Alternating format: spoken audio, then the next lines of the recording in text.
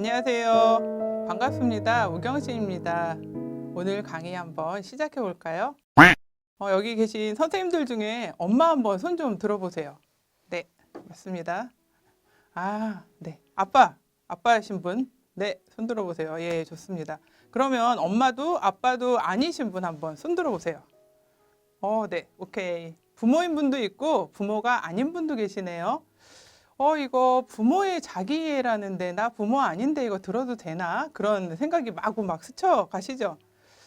그러면 여쭤볼게요. 부모가 없는 분 있으신가요? 한번 손 들어보세요. 한 분도 없으시네요. 맞아요. 내가 지금 부모든 부모가 아니든 우리 모두는 부모가 있어서 이 땅에 태어났습니다. 오늘 그 부모에 대해서 한번 생각해 보려고 합니다. 내가 부모이든 내가 부모가 아니든 나의 미래의 모습을 생각하셔도 좋습니다. 선생님이나 저의 상황은 모두 다 다른데요. 이 시간 오직 하나님께만 한번 집중해서 하나님이 여러분과 저를 향해서 어떤 계획을 갖고 계신지 정말 수만 가지, 아니 수천 가지, 100만 가지 훨씬 더 많은 계획을 여러분과 저를 향해서 가지고 계시고 이 세상에 있는 우리들을 향해서 계속 퍼부어주고 계시는데 우리가 그중에서 알아채는 거는 얼마 안 되는 것 같아요. 이 시간 그 많은 하나님의 계획 중에서 한 가지를 우리가 건졌으면 좋겠습니다. 하나님은 나를 향한 놀라운 계획을 갖고 계십니다. 이 시간 그 마음으로 어떤 말씀하시나 내가 다 알았던 거면 정리하시면 좋고요. 또 모르는 거라면 그렇구나 또 알고 지나가시면 좋을 것 같습니다. 이 시간엔 특별히 유바디 교육 목회라는 책의 부모 교육 파트에서 부모에 대한 성경적 이해 부분과 뒤쪽에 있는 발달 단계 이렇게 두 파트만 정리해서 말씀드리도록 할게요. 나머지는 다른 책들을 또 참고해 주세요. 제 이야기를 먼저 할게요. 저는 아가씨 때 결혼을 생각하지 않았습니다. 그런데 바로 밑에 있는 동생이 먼저 결혼을 했어요. 결혼을 해서 아기를 낳았는데 그 조카를 보니까 너무 예쁜 거예요. 와, 남편은 없어도 괜찮겠는데 아기는 좀 있으면 좋겠다 싶었어요. 그래서 엄마한테 말씀드렸어요. 엄마, 저 결혼 잘 모르겠고 남편도 잘 모르겠는데 아기는 좀 있으면 좋겠어요. 나 아기 있으면 좋겠다. 그렇게 말했어요. 당장 엄마가 등짝 스매싱 날라와서 난리가 났었습니다. 결국 저는 그 후로 선을 많이 받습니다. 30번 정도 받고요. 30번째 남자랑 결국 결혼을 했습니다. 얼마 뒤에 아기가 생겼어요. 임신한 그 기간 동안에 굉장히 특별한 경험을 했습니다. 아주 행복했어요. 내 밖에 있는 누군가와 손을 잡고 누군가와 이야기한 적은 있는데 내 안에 누군가가 있어 본 기억은 없었거든요. 아기가 내 안에 있어서 처음에는 몰랐는데 나중에는 꿈틀꿈틀 태동이 느껴지니까 내 안에 누가 있구나 알게 됐죠. 와, 그 기분 정말 좋았습니다. 아기를 낳아서 그 후에 엄마가 됐습니다. 하지만 그렇게 엄마가 됐지만 엄마라는 게 너무 어색했습니다. 엄마가 누군지, 엄마는 뭘 해야 되는지, 엄마는 어떨까 잘 생각을 해본 적이 없었거든요. 그냥 아기 낳으면 저절로 엄마가 되는 거지 뭐 약간 그렇게 생각했던 것 같습니다. 엄마가 처음이라 사실은 실수를 많이 했습니다. 잘못한 것도 정말 많습니다. 그리고 아이를 내 마음대로 해도 되는 줄로 알았습니다. 아이에게 제가 이루지 못한 꿈을 담아서 이루도록 막 푸시해도 되는 줄로 알았죠. 빨리 달려봐. 이제 막 걷기 시작한 아이한테 그렇게 말하는 것 같았습니다. 아직 할 줄 모르는데 가르쳐 준 적도 없는데 하라고 했죠. 굉장히 조급했고요. 또 아이를 재촉했습니다. 아이가 사춘기를 겪을 때 뭔가 좀 어긋나는 느낌이 들었습니다. 후회가 많이 됐어요. 어떡하지? 분명히 내 속으로 난 아이인데 얘 왜 이러지? 이 아이 뭐가 문제지? 아이가 문제가 있다고 생각했고 또 제가 잘못한 것에 대해서는 후회가 많이 돼서 정말 많이 울었습니다. 제대로 된 길이 어딘지 정확하게 모른 채 길을 가는데 꼭 아는 채 하면서 아이한테 이리 가야 된다고 아이를 또 몰아갔던 그런 저를 발견했고 그래서 저를 많이 자책했습니다. 그 후로 저는 길을 찾기 시작했고요. 상담학 공부도 해보고 자녀 양육 서적도 읽어보고 다른 엄마들이 하는 거 보고서 저렇게 하면 괜찮겠네 해서 그렇게 따라도 해보고 그러면서 아이를 길렀습니다. 그런데 그렇게 우여곡절 끝에 계속 길찾기를 하던 중에 결국 자녀 양육이라는 이 어떤 학과목, 이 공부를 하는데 제대로 된 자녀 양육을 가르쳐 주신 분이 계십니다. 그분은 바로 하나님이십니다. 하나님은 여전히 저에게 자녀 양육 이 과목을 가르쳐 주십니다. 20년이 넘었어요. 이 과목을 수강한 지. 근데 언제 끝날지 모르겠습니다. 아마 이 땅에서 생을 마치고 하나님 나라에 갔을 때 그때야 마칠 수 있는 공부겠죠. 과연 그때 제 학점이 몇 점이 나올까요? F 아니고 A+ 나왔으면 좋겠습니다. 정말 근데 어떤 점수가 나올지 모르겠어요. 여러분은 어떠세요? 부모로서 혹은 예비 부모로서 어쩌면 부모에 대한 소망이 없으실 수도 있어요. 나 부모가 되고 싶지 않아. 만약에 그렇다면 나의 부모는 어떤지 또 다른 내 주변에 있는 부모는 어떤지 한번 생각해 보세요. 과연 우리가 어떤 부모가 되어야 할까요? 하나님께서 우리에게 어떤 부모가 되라고 말씀하실까요? 이 시간 한번 먼저 우리가 어떤 존재인지 어떤 모습이 되어야 하는지 한번 생각해 보도록 할게요. 먼저 성경 한 구절 읽어볼까요? 시편 127편 3절에 있는 말씀입니다. 같이 한번 읽어볼게요. 보라, 자식들은 여호와의 기업이요 태의 열매는 그의 상급이로다. 많이 알고 있는 말씀이에요. 맞아요. 자녀는 하나님이 주시는 겁니다. 나 너무 아기 낳고 싶어, 아기 가지고 싶어 그런다고 해서 사람 마음대로 아기가 생기지 않더라고요. 정말 간절히 아기를 원하지만 아이를 낳기 어려웠던 분들 계실 거예요. 맞아요. 하나님이 태의문을 여셔야 그 아이를 우리 가정에 남편과 나 사이에 주셔야 하나님이 주셔야 이 아이를 가질 수가 있습니다. 첫 번째 우리가 생각할 건 자녀를 나한테 주신 분은 누구시다? 예, 맞아요. 하나님이시다. 자녀는 물론 물건이 아닙니다만 굳이 말한다면 이 자녀의 소유자가 누굴까? 예, 내 것도 아니고 남편 것도 아니고 엄마나 아빠께 아니라는 거. 이 아이의 소유자는 하나님이시라는 거. 우리 모두는 그렇게 전제하고 있죠. 소유자이신 하나님이 원하시는 대로 피조물인 우리 자녀를 사용하실 거예요. 부모는 이 땅에 사는 동안 이 자녀를 맡아서 기르는 청지기인 거죠. 자녀 안에 두신 하나님의 뜻, 그 계획을 이루시도록 옆에서 돕는 자인 것 같아요. 저는 촉매라는 걸 되게 좋아하는데요. 실험을 할 때 A랑 B가 만나도록 해주고 빠지는 물질, C가 촉매예요. 때로는 하나님과 아이가 만나도록 하고 부모인 내가 빠져야 될 때가 있다고 생각하거든요. 아이가 우리를 떠날 때, 그때까지 이 땅에서 이 아이를 잘 도와주고 어떻게 해야 되는지 가르쳐주고 해야 되는 게 부모의 역할이라고 생각을 해요. 사실 저는 아이 입시를 앞두고 걱정스럽게 기도할 때가 있었습니다. 금요 예배 중에 기도하는데 하나님께서 제 마음 가운데 이 아이가 내 거라고 생각하는구나. 이 아이는 내 것이다. 그런데 내가 너무 걱정하고 있구나. 라고 하시는 것 같았습니다. 제가 정신이 번쩍 들었어요. 아, 그렇구나. 내가 아니라고 했는데, 아이가 내 우상이 아니라고 말했는데, 내 속에 우상처럼 굉장히 집착하고 있었고, 걱정하면서 옆에 있었구나. 그 생각이 들었습니다. 그래서 그 후로는 걱정하지 않고 하나님께서 하시도록, 하나님께서 분명히 이 아이를 하나님이 원하시는 자리에 두실 거라는 그 믿음을 가지고 그 남은 동안 기도했던 기억이 납니다. 부모는 이 땅에 사는 동안 자기에게 주신 자녀를 맡아서 하나님이 하실 수 있지만 그걸 엄마 아빠에게 대신 잘 돌아보고 눈에 보이는 너희가 사랑해라 하시면서 성장시켜라 하시면서 맡겨주신 것이고 우리는 청지기일 뿐이거든요.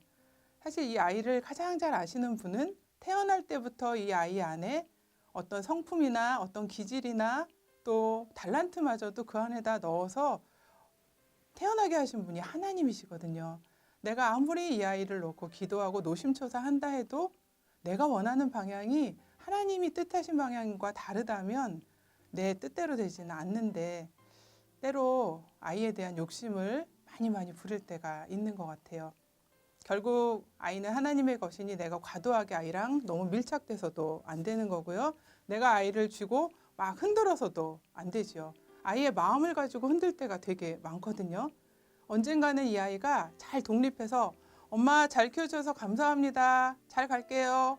그리고 필요한 땐 또 와서 같이 만나고 이런 아이로 하나님 안에서 잘 영적으로 또 정서적으로 이 아이를 잘 보듬으면서 기르고 떠나보낼 것을 생각하면서 이 아이를 길러가야 하는 것 같습니다. 두 번째, 자녀는 하나님의 형상대로 지음받았다. 너무 잘 알고 계시죠? 창세기 1장 27절에 보면 사람이 하나님의 형상대로 지음받았다고 말을 합니다. 그런데 그 말대로 정말 자녀가 하나님의 형상대로 만들어주신 존재인데 물론 그 아이나 저나 다 타락한 이후에 태어나서 죄의 유전인자가 있는 사람인지라 망가진 존재인지라 아주 완벽한 하나님의 형상으로 만나지는 못하지만 그래도 하나님의 형상인데 하나님을 반사하는 존재로 만들어진 우리가 서로를 대할 때 그러지 않을 때가 너무 많습니다. 부모는 아이를 대할 때 하나님 형상이라는 걸, 하나님을 내가 마주보고 있다고 생각하면서 이 아이를 대해야 하는데 자꾸 잊어버립니다. 이렇게 조그만 애가 무슨, 이렇게 말 안 듣는 애가 무슨, 이렇게 건방지게 엄마한테 대드는 애가 무슨, 이런 생각을 할 때가 너무 많거든요. 그런데 그 아이를 보면서 아이 안에 있는 하나님의 속성, 그거를 발견할 수가 있습니다. 아이를 잘 들여다보면요. 그 아이가 어떤 아이인지 나와요. 저 집에 있는 아이랑 비교할 필요가 없고요. 나는 나한테 주신 이 아이, 그리고 첫째랑 둘째, 셋째가 다 다른데 한 명 한 명 하나마다 들어있는 하나님의 속성을 한번 발견해 보세요. 하나님의 놀라우신 그 어떤 면이 들어가 있어서 그 아이를 보면 아, 하나님의 이런 면을 알게 되는 때가 되게 많거든요. 예를 들어 볼게요. 하나님의 지정의가 잘 드러나는 장면 분명히 우리 아이 안에 있습니다. 아이가 자기보다 약한 아이를 도와주겠다고 합니다. 아이가 다른 애가 없는 걸 보면서 자기가 먹고 있는 거를 나눠줍니다. 이 아이 안에 이렇게 누군가를 사랑하는 마음이 있구나. 긍휼히 여기는 마음이 있구나. 하나님이 주신 마음이네. 어떤 아이가 열심히 공부를 합니다. 옆에서 불러도 이런 아이 많진 않지만 공부를 열심히 하는데 수학 문제 푸느라고 옆에서 불러도 모르는 때가 있어요. 레고 블록 만드느라고 모를 때가 있어요. 아, 이 아이 안에 정말 열정적으로 뭔가에 몰입하는 그런 성향이 있구나. 이거 역시 하나님이 주셔서 있는 거죠. 감사합니다. 아이마다 가지고 있는 잘하는 것들, 정말 공부만이 아니라 정말 이 아이 안에 들어있는 좋은 성품들과 하나님의 속성을 발견할 수 있는 것들이 정말로 많이 있습니다. 이 아이를 보면서 그런 아이 안에서 발견되는 하나님의 형상에 대해서 우리가 알아채고 그걸 가지고 하나님께 찬양할 수 있었으면 좋겠습니다. 세 번째는 이런 우리가 살아가는 세상은 악과 유혹이 많다는 겁니다. 부모가 사는 세상, 또 이 아이가 살아갈 세상, 우리 세대나 다음 세대가 살아가야 될 이 세상에는 악한 것들과 유혹들이 정말 많이 있습니다. 성실해야 된다고 말하지 않아요. 성공해야 된다고 말합니다. 그리고 알맞은 기쁨을 추구하라고 하지 않고요. 쾌락을 추구할 때가 많습니다. 적당히 가지면 된다고 하는데 만족하면 된다고 하는데 그 이상의 것들을 추구하고 소유하라고 부추깁니다. 더 많은 것, 더 빨리, 더 높은 자리, 아주 자극적인 것 이런 것들을 우리에게 요구합니다. 세상의 가치관과 세계관이 우리나 우리 자녀가 살아가야 될 세상에 많이 퍼져 있는데요. 이런 곳에 아무런 준비 없이 이 아이가 그냥 내던져진다면 과연 살아갈 수 있을까요? 우리도 살아가기 너무 힘들거든요. 엄마 아빠도 매일 회사에서, 가정에서 또 모든 일터뿐만 아니라 있는 곳곳마다 늘 그런 갈등을 하면서 살아가는데요. 이 아이는 아무런 무방비 상태로 아무런 준비 없이 내던져지면 정말 살아갈 수가 없습니다. 그래서 하나님이 말씀을 하셨습니다. 신명기 6장 5절. 너무나 잘 알고 있는 말씀인데요. 한번 같이 읽어볼게요. 우리 하나님 여호와는 오직 하나이신 여호와시니 너는 마음을 다하고 성품을 다하고 힘을 다하여 내 하나님 여호와를 사랑하라. 예, 마음을 다하고 나의 성품을 다하고 힘을 다해서 하나님을 사랑하라고 말합니다. 그리고 이런 것들을 7절에서 자녀에게 부지런히 가르쳐라 그렇게 말을 합니다. 와, 아침에 일어났을 때부터 밤에 잠들 때까지 집에 있든지 밖에 나갔을 때든지 아이를 픽업해서 운전해서 뭐 버스를 타고 다닐 때 아이에게 가르칠 수 있는 하나님에 대한 것들이 너무나 많이 있습니다. 먹을 걸 하나 사면서도 가르칠 수 있는 게 많아요. 사과 하나를 사면서도 맛있는 것들 하나 먹으면서도 열심히 일하는 아저씨를 보면서도 아이에게 이 세상에 대해서 하나님이 사람들에게 주신 너무나 아름다운 하나님의 형상 부분들을 알려줄 수가 있어요. 터치해 줄 수가 있어요. 그래서 신명기 6장의 모세는 모압 땅에서 가나안 땅 들어가기 직전에 그곳에서 엄청난 전쟁을 치러야 될 이스라엘 백성들을 향해서 말합니다. 유언을 하는 거죠. 아주 중요한 건데요. 하나님을 사랑해라. 그리고 자녀에게 부지런히 가르쳐라. 신명기 6장 5절과 7절에 있는 이스라엘 사람들이 쉐마라고 부르는 이 이야기를 명심하라고 말합니다. 영적 전쟁, 눈에 보이지 않는 전쟁이에요. 하지만 이 영적 전쟁에서 부모가 먼저 하나님 사랑하고 내 아이한테 그것을 가르친다면 정말 그것보다 더 중요한 건 없는 것 같습니다. 실제로 지금도 이스라엘에 가보면 정통 유대인들은 작은 양피지에 성경 말씀을 써서 이마에 그리고 손목에 이렇게 붙이고 다닙니다. 예, 많이들 통곡의 벽이나 이런 데서 기도하는 유대인들 보셨을 텐데요. 성경 말씀을 그대로 삶에 적용하느라 눈에 보이게 쳐다보면서 그 사람을 보면서 하나님 말씀 기억하고 나를 보면서도 기억하고 문설주나 문지방 뭐 어느 곳이든 하나님 말씀 기억하려는 그런 노력들이죠. 우리는 그렇게 하진 않지만 시청각적으로 아이들이 사는 우리 가정을 그렇게 꾸밀 수 있을 것 같아요. 하나님의 성호를 찬양하는 찬양을 많이 집에서 또 차에서 들려줄 수도 있을 거고요. 시시때때로 엄마 아빠가 그렇게 찬양하는 모습을 들려주면서 아이가 다른 노래보다 먼저 찬양을 듣고 자란다면 그런 게 바로 우리 아이들에게 가르쳐 줄 수 있는 하나님의 말씀이지 않을까 싶습니다. 하지만 또 많은 경우에 이렇게 아이들이 자라면서 대한민국이라는 이 땅은 입시로부터 자유롭지 못합니다. 그래서 신앙은 약간 뒤편에 놔두고 부모가 해야 될 몫을 그냥 입시 위주로 대학만 가면 다 된다는 그런 생각을 갖게 될 때가 많아요. 대학은 사실 중간 통과하는 과정일 뿐이고 대학에 안 가도 또 다른 일들을 할 수 있거든요. 그럼에도 불구하고 이 대한민국이라는 이 나라 전체는 입시에 대해서 참으로 열광을 합니다. 물론 요즘에는 대안교육이나 대안학교들을 통해서 그렇지 않게 사는 법들도 많이 생각하는 건강한 모습들이 나타나고 있긴 한데요. 많은 부분 사교육기관에 그리고 학교에 또 어떤 개인 교습하는 선생님들에게 부모가 해야 될 어떤 몫을 이렇게 맡길 때가 많은 것 같아요. 아이가 어리다면 어린이집 선생님, 유치원 선생님, 학원에 보내면서 부모 역할을 좀 나 대신 감당해 주세요 라고 말하는 것 같았어요. 주일학교도 꼭 그렇지는 않지만 선생님께 부모가 가르쳐야 될 몫을 일주일 중에 그 1시간 가서 배우고 와. 이제 집에서는 별로 안 해도 돼. 이런 것처럼 선생님께 다 넘겨버린 것 같다는 생각도 듭니다. 하지만 최근에는 코로나로 인해 그 모든 것들이 불가능해졌습니다. 다른 분들에게 우리 아이를 맡기는 일이 불가능해졌죠.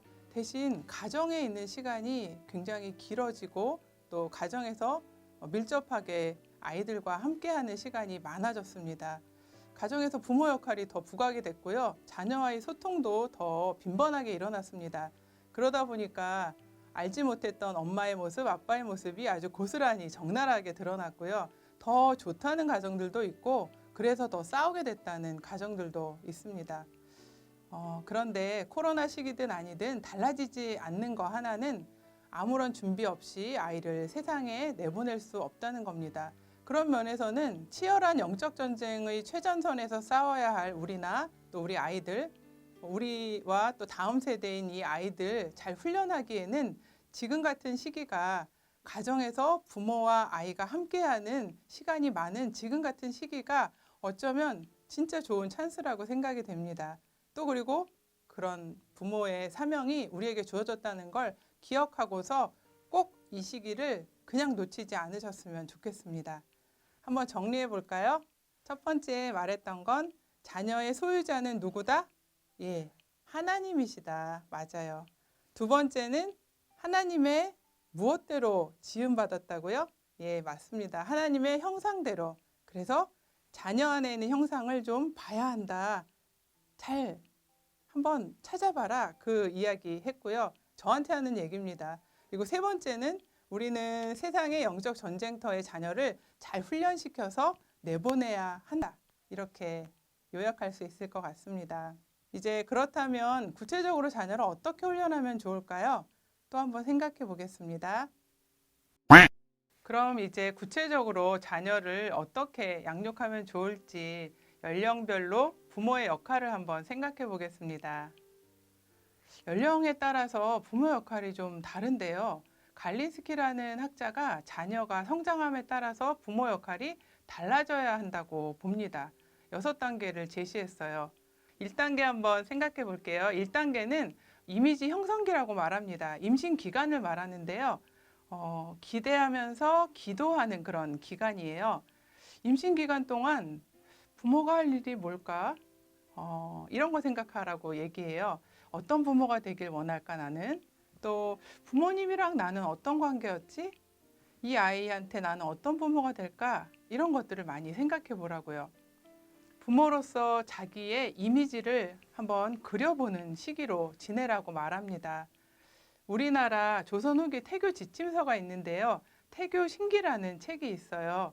제가 임신했을 때 이 이야기를 알고서 생각했던 건데요. 스승이 10년 가르치는 것이 어머니가 임신해서 10달 가르치는 것만 못하다라고 이야기를 하고 있더라고요. 임신 기간이 굉장히 중요하다는 이야기를 하고 있어요. 아기는 사실 정자와 난자가 수정되어서 수정란이 되는 그 시간부터 생명입니다. 우리는 그렇게 보죠. 하나님이 이 아이를 향한 계획은 그 이전 태초부터 있었지만 어떻든 생명으로 우리는 그 아이를 맞아들입니다. 태중에서 아이가 자랄 때 딱 하나밖에 없는 유일한 환경인 엄마의 태중 환경, 정서와 또 태중에 있는 그 신체적인 환경이 이 아이가 자라는데 굉장히 중요하거든요. 특별히 엄마의 정서 상태가 아이랑 연결됐다는 게 저는 잘 이해가 안 됐습니다. 그런데 어떤 실험을 봤어요. 서유연이라는 서울대 교수님이 했던 실험이었는데요. 엄마의 심장 박동이 막 빨라지면 태중에 있는 아이의 심장 박동도 빨라지는 그런 걸 본 적이 있었습니다. 아이는 엄마 자궁 안에 있을 때 그 자궁 내의 영양 상태나 또 엄마의 정서 상태의 영향을 진짜 많이 받는구나. 그렇다면 이 임신 기간부터 생명이라고 생각하면서 이 아이를 잘 가르쳐야 되겠구나. 아이를 위해서 기도해야 되겠구나. 기도와 말씀으로 길러야 되겠구나. 그런 생각을 했습니다. 아빠한테 배에다가 손을 얹어주고 기도해달라고 했어요. 굉장히 쑥스러워하죠. 남편들이 있지도 않은 아이를 놓고서 기도한다는 게 얼마나 쑥스러운지 몰라요. 하지만 그렇게 기도해주고 양수를 통해서라도 아이는 그 소리를 들을 거라고 생각했어요. 영적으로 이 아이와 교감하고 싶었죠. 자녀를 축복하면서 하나님의 자녀라는 이미지를 가졌던 그런 시간이었습니다. 유대인 교육 연구하는 이영희 전도사님이라고 계시는데 그때 수업에서 들었던 바로는 이스라엘의 엄마들이 10달 동안 아이를 낳아서 쌀 강보에 성경 말씀으로 술을 놓으면서 태교를 한다고 하셨어요. 계속 그 아이를 기다리면서 말씀을 암송하면서 술을 놓는데요. 다 그런 건 아니겠지만 이렇게 말씀으로 태교하고 또 찬양으로 태교하고 또 그림을 그리면서도 태교할 수 있고 기도하면서 태교할 수 있고요. 산책을 하면서도 태교할 수 있고요. 성경적인 태교로 자녀를 기대하는 거 그런 임신 기간이 되면 정말로 좋을 것 같아요. 특별히 청년 선생님들 꼭 기억하시고 나중에 한번 해보세요. 두 번째 단계는 출생에서 2년 정도까지예요. 부모의 역할은 먹이고 재우고 또 싸는 것을 치우는 정말 잘 돌봐주는 그런 시기인데요. 별거 아닌 것 같지만 엄마 아빠는 굉장히 힘들고 또 아이는 아이대로 이 땅에 나와서 적응하는 엄마 뱃속은 아주 완벽한 그런 공간이었다면 나와서는 요구할 것이 많은 그런 시기죠. 태어나서 2살까지 이 때는 처음에 부부가 엄마랑 아빠, 남편과 아내 둘만 있다가 아기가 태어나서 삼각관계가 되지요. 근데 거의 대부분 엄마와 아이가 이렇게 밀착될 때가 많아요. 그래서 아빠가 혼자 외톨이가 되기도 하죠. 그래서 엄마 아빠 사이가 삐걱거리게 되죠. 다 그런 건 아니겠지만 아무튼 아이는 아이대로 엄마 아빠는 엄마 아빠대로 굉장히 많은 변화를 겪는 시기입니다. 특별히 이때 1차 양육자인 엄마 아빠와 이 아이의 관계가 굉장히 중요하다고 얘기해요. 애착을 형성하는 시기라고 말을 하죠. 울면서 자기가 뭔가 부족하다고 말을 하는데요. 배가 고파요, 똥 쌌어요 얘기하는데 그것에 대해서 의사를 표현할 때 엄마가 잘 듣고 우리 애기 또 똥 쌌구나 하면서 갈아주고 먹을 것을 주고 이렇게 돌봄을 잘 제공을 하면 아이는 안정적인 애착을 형성하게 된다고 말을 해요.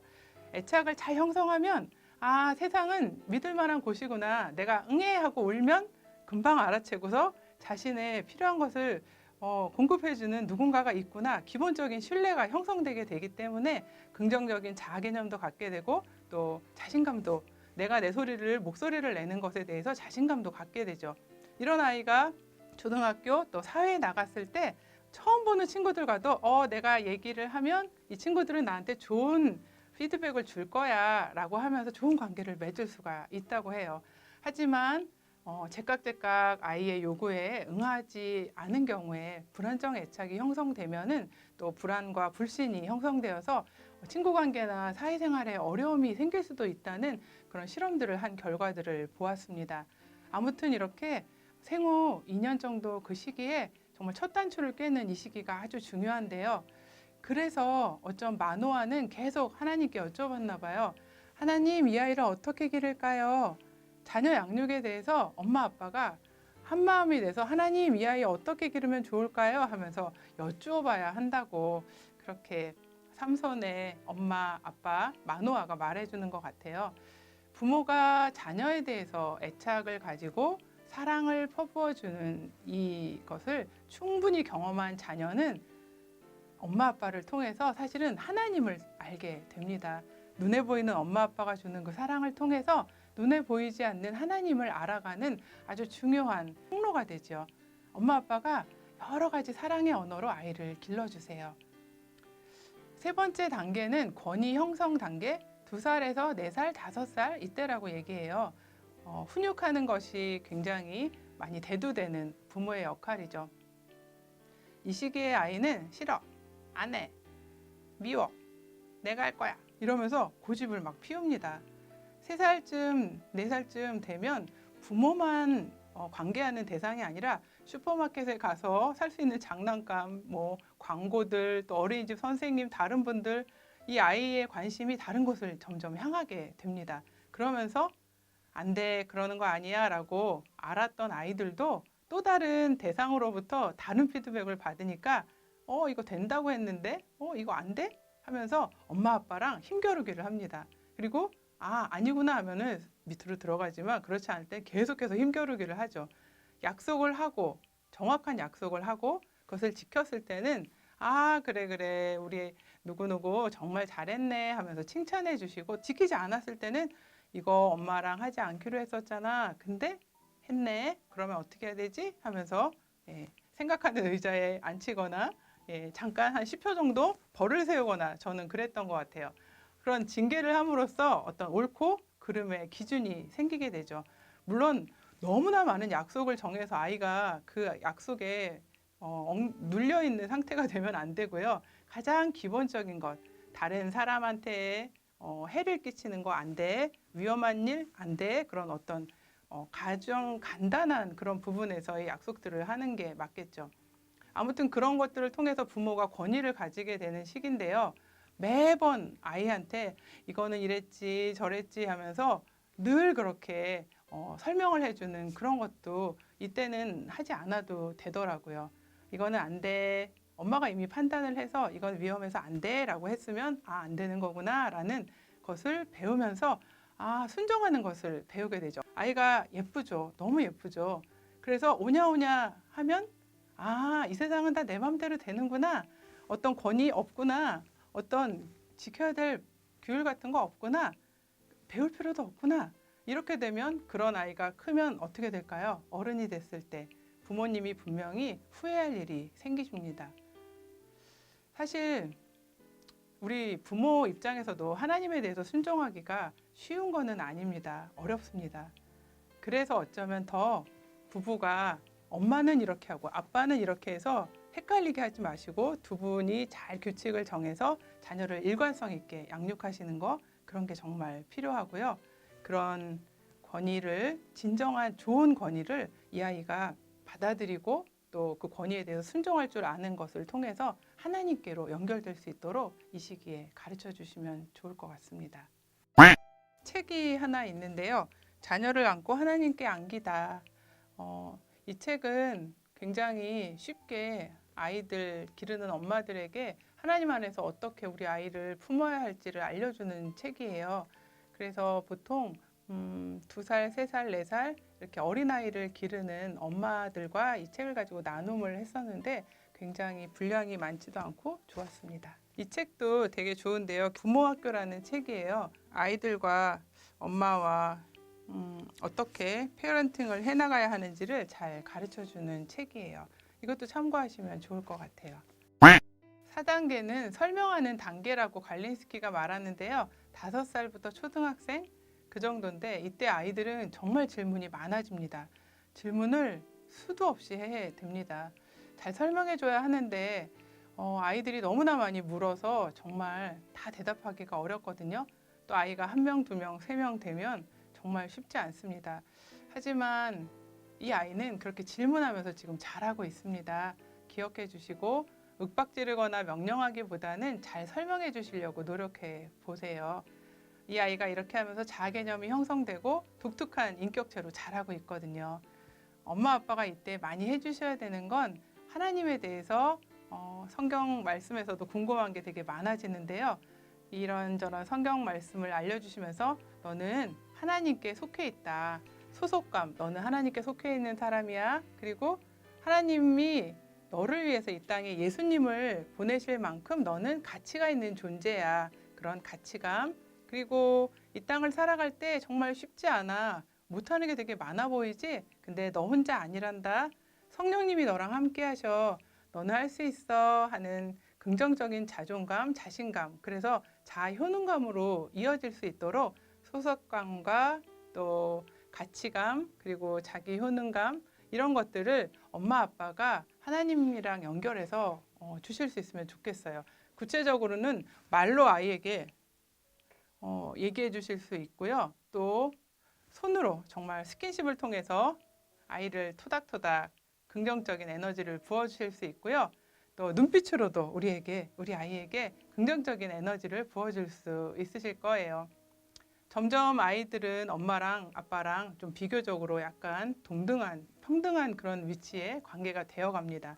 하나님에 대한 개념도 급격하게 자라서 예수님을 인격적으로 만나게 되지요. 그런 기회들 교회에서나 또 가정에서 많이 주세요. 아이들이 질문을 많이 할 때 참고하실 만한 책이 있는데요. 하나님을 알아가는 아이라는 책이에요. 홈스쿨링 하시는 분들이 많이 이용하시는 책인데요. 약간 조직시나 어려운 내용이지만 여기에는 쉽게 설명이 돼 있어요.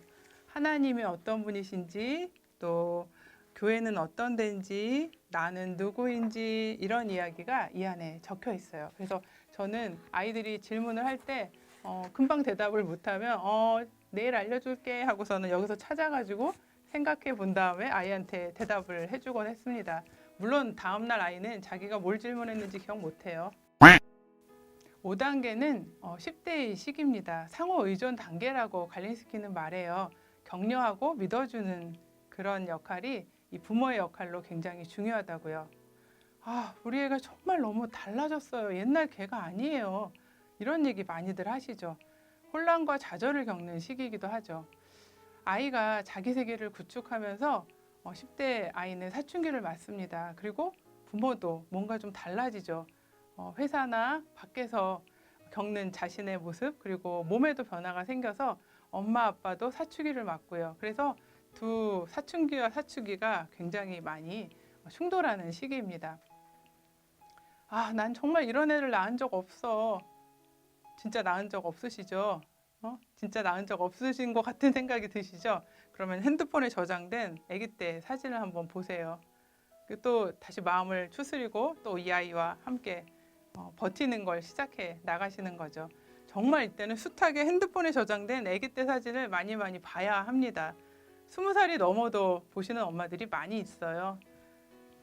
정말 신앙에 있어서도 이런 아이들이 하나님을 더 인격적으로 깊이 만나고 체험도 생기게 되지요. 궁금증은 여전히 많아요. 그래서 부모님들한테 이제 많이 묻지도 않을 거예요. 오히려 주일학교 선생님들, 우리 선생님들, 그리고 지도 교육자한테 많이 의논 드릴 수 있도록 좋은 관계를 유지하는 그런 좋은 멘토, 좋은 선생님들이 되어주시고, 그런 선생님들이 주변에 있도록 좋은 어른들이랑 연결을 많이 해주시면 좋을 것 같아요. 이 시기는 이제 부모랑 점점 더 분리되고 자아 정체감을 제대로 형성하는 시기인데요. 이렇게 저렇게 지적하고 충고하기보다는 격려하는 게 더 필요한 시기죠. 입시로 인해서 스트레스가 아주 끝까지 차오르는 시기이기도 합니다. 하지만 부모가 든든히 버팀목이 되어주셔서 인생에 정말 좋은 지지자가 되어줄 수 있는 기회이기도 합니다. 엄마 아빠가 자기를 도와주지 않으면 자신이 그렇게 살아갈 수 없다는 걸 아주 깊이 깨닫는 시기니까요. 물론 그걸 우리 아이들이 엄마 아빠 고마워요 라고 말하는 아이는 그렇게 많지 않아요. 그냥 그러려니 하고 지나가셔야죠. 6단계는 떠나보내는 단계예요. 청년기인데요. 와, 드디어 이제 키웠던 녀석들을 떠나보내야 합니다. 자녀 양육 정말 어떻게 지금 10살, 15살, 3살 이런 아이들 어떻게 하고 싶으신가요? 떠나보낼 거 생각하시면 지금 어떻게 해야 되는지 답이 나옵니다. 떠나갈 때 잘 떠나보낼 수 있도록 지금 도와주시면 됩니다. 10년 후에 이 아이가 떠날 것 같다. 20년 후에 떠날 것 같다. 그러면 나한테 주어진 20년을 그 오늘 하루를 사시면 되는 거죠. 아이가 스스로 독립할 수 있도록 자생력 있는 독립적인 인간으로 서서 하나님과 교제하는 아이, 그리고 자기를 향한 하나님의 주신 그 사명, 소명을 이룰 수 있는 아이가 될 수 있도록 기르는 거. 그게 저는 목표거든요. 여러분들은 어떠신가요? 사실 막상 아이가 떠나야 할 때 준비가 되어 있지 못할 때가 너무나 많이 있습니다. 저도 아이가 갑자기 고등학교 때 기숙사로 떠나야 됐던 때가 있었습니다. 준비가 안 됐는데 갑자기 이 아이가 떠났어요. 너무 허전하고 좀 힘들었습니다. 나중에 진짜로 떠날 때가 있을 텐데요. 빈둥지 증후군이라고 많이 들어보셨죠? 자녀만 바라보며 살다가 이 아이가 나고 내가 이 아이인 채로 정말 밀착돼서 그렇게 살았던 엄마라면 이 빈둥지 증후군으로 인해서 굉장히 힘들어하고 우울감에 굉장히 밑으로 빠져드실 겁니다.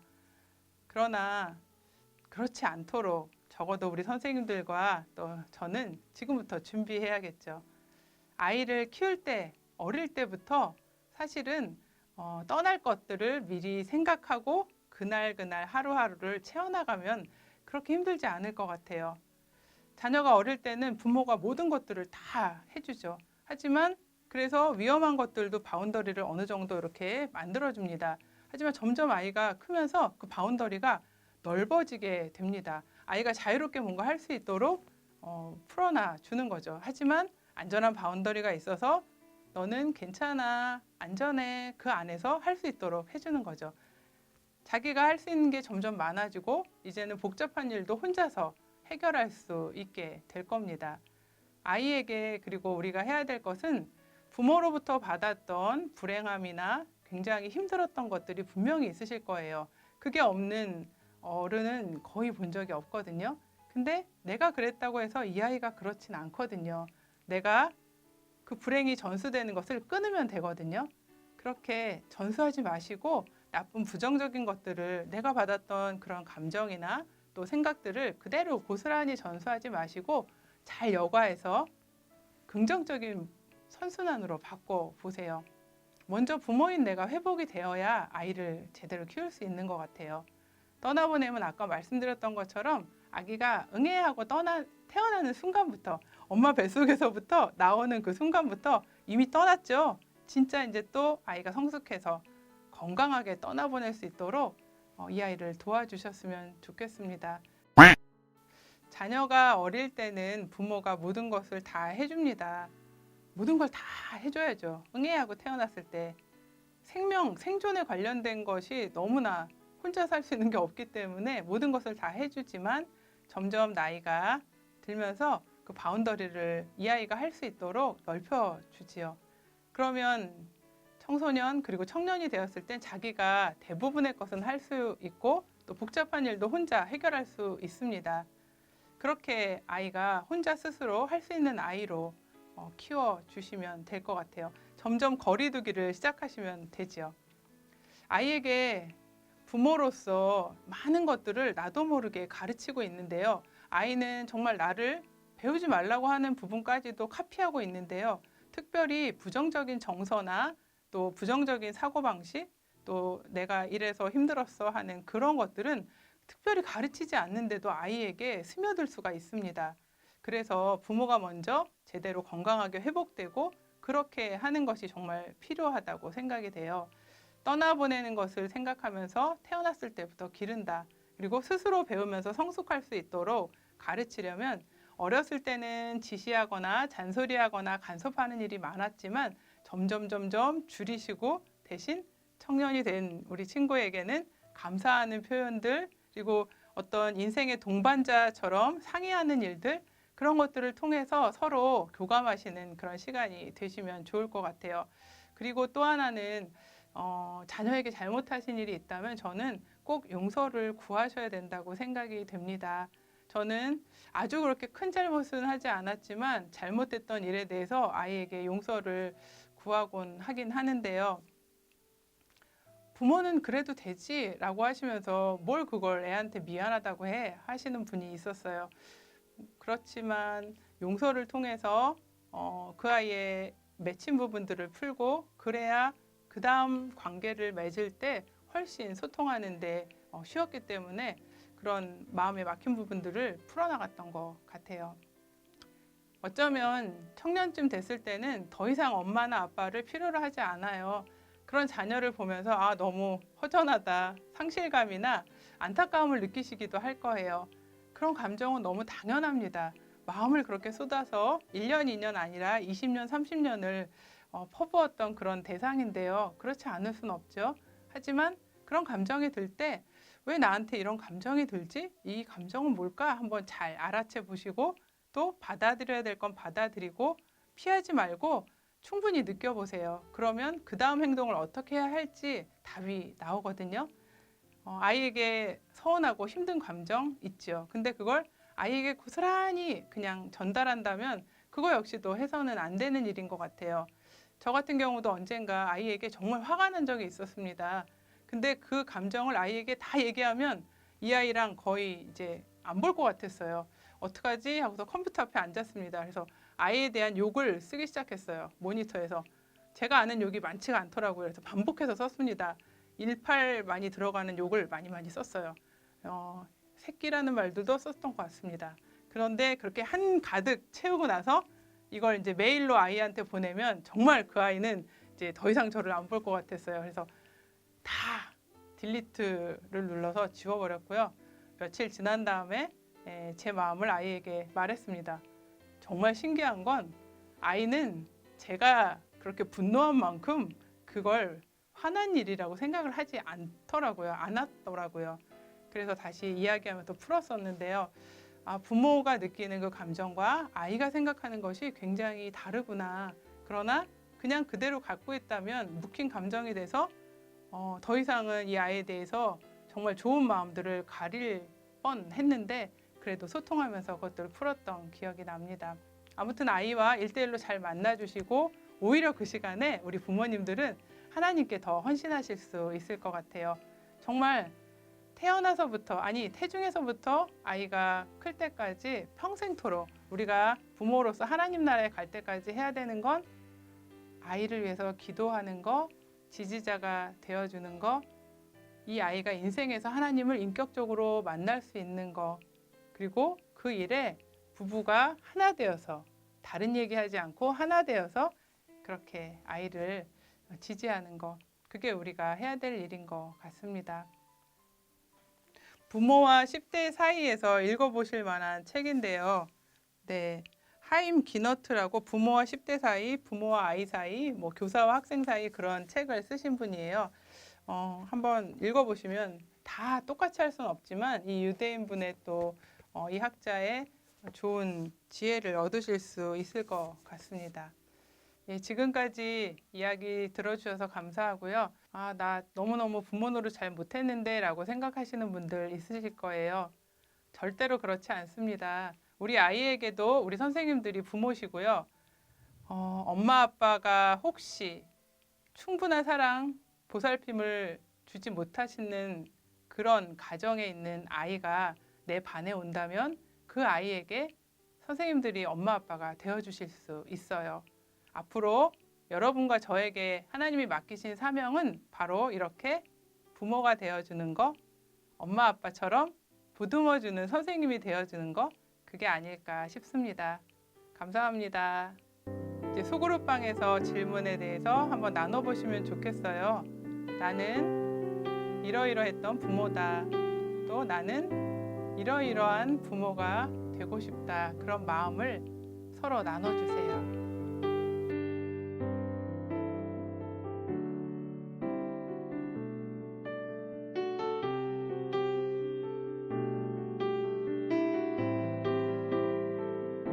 이제 소그룹실로 가실까요?